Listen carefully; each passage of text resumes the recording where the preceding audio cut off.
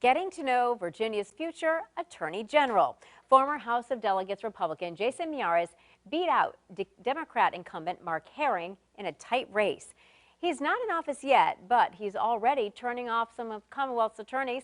10 on your sides, Andy Fox discovered for some, it could be a rocky 4 years. Andy? Stephanie, Attorney General-elect Jason Miyares says he does not believe in putting the criminal first and the victim last, and suggesting there are some Commonwealth's attorneys out there who do just that.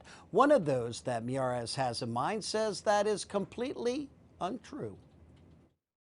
He started bringing home some C's from school because he didn't want to go to school. He was going to be Magic Johnson. Yeah. Until reality hit. That did not last long with a Cuban mother. State Attorney General-elect Jason Miyares' mother, Miriam, fled communist Cuba in 1965. Her story has greatly influenced her son, personally and professionally. Fleeing a country with no respect to the rule of law, no respect for individual rights or individual dignity, that I will then take on that role of some of those great Virginians that have come in our past.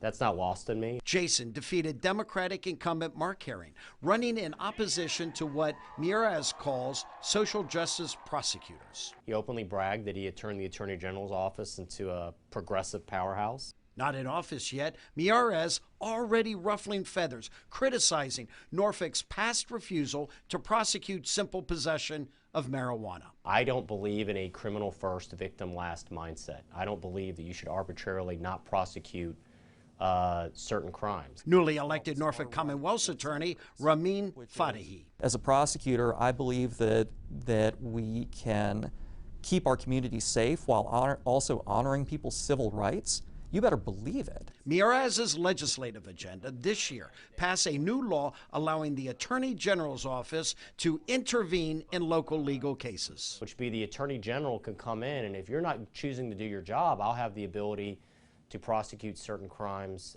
in your place. He got elected to do his job, and I got elected to do my job.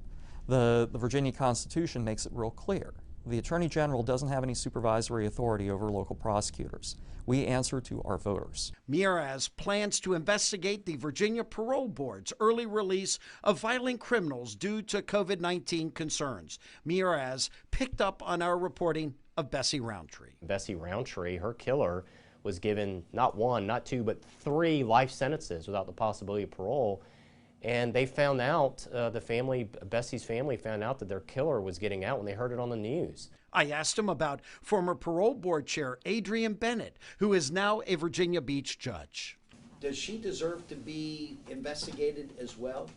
Well, she was on the parole board, and so she's going to be part of what we review. That's absolutely for sure. I mean, there's no way we can do this investigation without having her be part of it. Jason will emphasize the public service aspect of the office. Where will his allegiance be?